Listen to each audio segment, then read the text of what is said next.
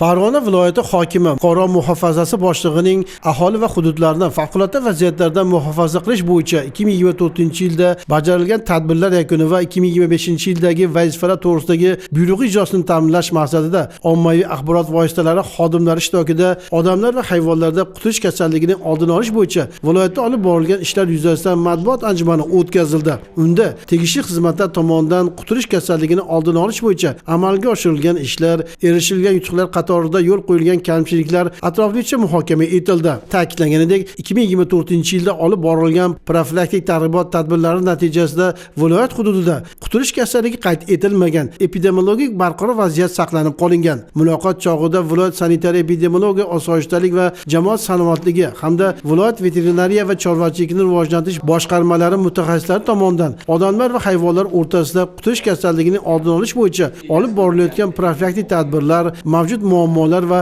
ularning yechimlari yuzasidan to'liq ma'lumotlar berildi.